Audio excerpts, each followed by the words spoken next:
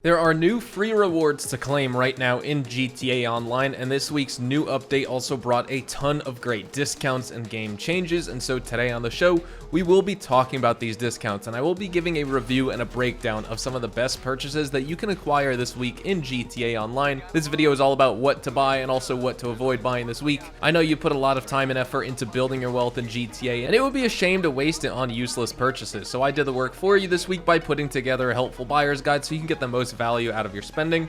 Along with that, we'll also be checking out some of free exclusive rewards that you can unlock this week just for playing. So if you enjoyed this video at any point, or if you just find it helpful, let me know by dropping a like on it. And if you want to stay up to date with everything GTA Online and Rockstar Games, consider hitting that subscribe button with your bell notifications turned on.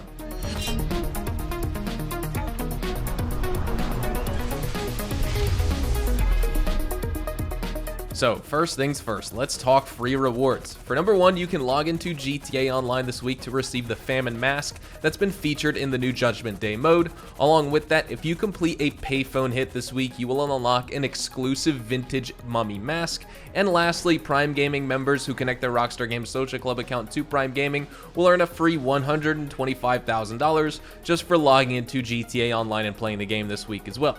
Now, we always start off with these buyer's guides with the major property discount for the week, and this week we don't have anything all too special. It's just 40% off garages, and it's self-explanatory. If you need the garage space, you might as well get an extra one this week at 40% off, but if you don't, just save up for a property because garages are also included with that. But jumping into all the vehicle discounts this week, because this is where some of the heavy hitters are. We're going to start off with 30% off the Ocelot Locust. The Locust is a well-performing vehicle overall, but it does tend to slide around the track at times, which can result in spinning out if turning too aggressively. In addition, due to the openness of the Locust cabin, the driver is vulnerable to gunfire, and caution should be exercised if driving the vehicle while gunfire is present. The Locust performs differently when armored versus unarmored, and having a very stiff chassis with the latter, and it should be noted that this can cause a rear inner wheel lift when cornering. The Locust also does have one advanced flag enabled, but it appears to not have any impact on performance basically. After that, 50% off the Ubermax Zion Classic. Compared to its counterpart, the Sentinel Classic, the Zion Classic performs almost identical to it, having great top speed and acceleration. Its handling seems to be a little bit different, as in the car is a bit rigid to turn, but unlike the Sentinel Classic and the Futo, it does not oversteer easily, thus being more controllable on corners and on bumpy roads. Its drifting capabilities are somewhat inferior, but they remain effective, and the Zion Classic should be noted to have two advanced handling flags enabled, and the second is unknown, but the first flag we know increases the vehicle's suspension springiness, causing it to bounce a little bit excessively when you're driving around. For number three, 50% off the Vapid Bullet. The Bullet is known for being a fast vehicle in GTA games, obviously, but in GTA Online, it's actually the second slowest supercar in the game, only faster than the Voltic. The Bullet is more comparable to sports cars than supercars in my opinion, but the Bullet corners in a well-balanced manner as a result of those low-profile tires and the mid-engine layout. However, care must be taken while driving in the rain because of the high torque and the rear-wheel drive. This car will often lose traction and may oversteer, so just be careful of that. For number four, we have an opportunity for 30% off the Pfister Neon. Simply put, the Neon doesn't handle well in my opinion. The traction should be quite impressive, and that's what I've heard about this vehicle, but I disagree with that. Its top speed is also way down on the list, being a close match with that of the Raiden, as can be predicted from an electric car, but the major downside with the Neon is why I don't really recommend this specific Pfister vehicle to GTA Online players, and that being the top speed and just the speed in general. I just think there are much better alternatives out there for someone who's interested in a Porsche in GTA Online. For number five, we have an opportunity for 50% off the Declasse Tampa. The Tampa is fairly powerful, providing enough torque to make its wheels spin upon takeoff and to give it decent top speed and acceleration. The handling is relatively stable for a muscle car as well, helped by the very good suspension. The frame is very heavy and rather durable, but the front and rear ends show a bit less crash durability than one would expect, and the car is also not particularly resistant to gunfire, as it does blow up really fast. The brakes are also not very good, meaning the car requires brake discipline to corner properly, and overall, the Tampa feels like the Sabre Turbo with a bit less power in exchange for better handling. After that, 50% off the Pfister Comet Safari. We've talked about this one before because it's been offered in the game at the beginning of September. The Pfister Comet Safari appears to have mixed performance of the Comet Retro Custom and the Brawler. While it's not particularly fast, the Comet Safari can be a competitive option for off-road racing still, as the suspension gives it better capacity to soar uneven terrain with ease.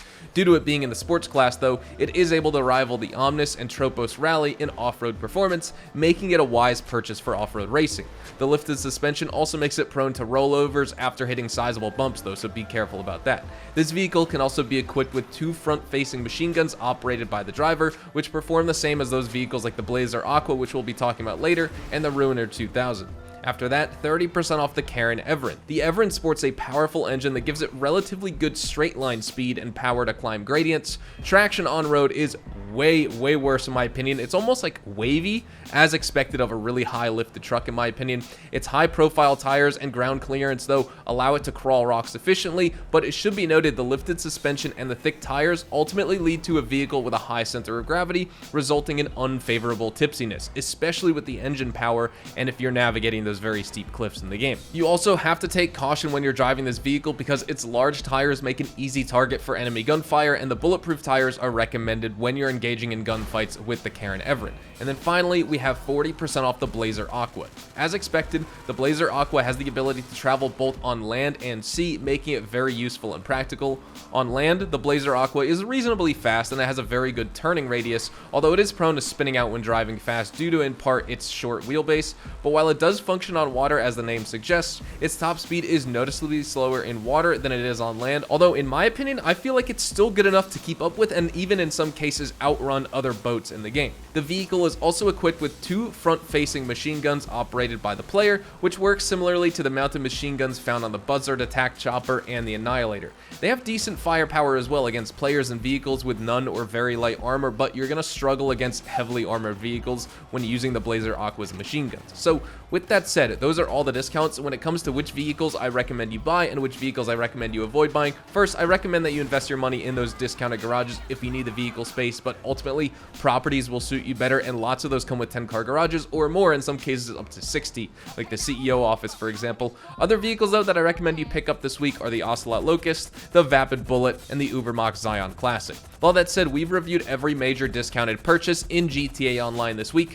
What do you think about the property and vehicles on offer for us this week? I'd love to hear your thoughts in the comments below on my list. If you agree, if you disagree with some of my recommendations, I do these every single week, and while enjoyment out of these vehicles by the player are subjective, just looking at the raw performance and stats of these vehicles, I wanted to give you a comprehensive list of my best recommendations and basically what I think you will find the most value in when you purchase them, so you have no buyer's remorse. Thank you so much for watching, everyone. We're going to be wrapping things up right here. Hopefully you all enjoyed the video today, and if you did, hopefully I earned your like on it. And of course, if you are new to my channel and you want to stay up to date with the best GTA Online, GTA 5, and Rockstar Games content, consider hitting that subscribe button so you don't miss out on a single thing we post here on the channel. We consistently talk about updates, news, information, tips, tricks, and even leaks, and we'll keep you guys updated here on the channel daily. So make sure you hit that subscribe button. If you'd like to follow me over on Twitch, Twitter, and Instagram, those are the best places to get connected with me outside of YouTube, and you're more than welcome to ask me any questions on those platforms. You can follow me at HazardousHDTV, and all of my social media links can be found in the description down below. That being said, thank you all so much for watching, everyone. I hope you all have a fantastic day, and I will see you guys in the next GTA Online video. Adios, amigos.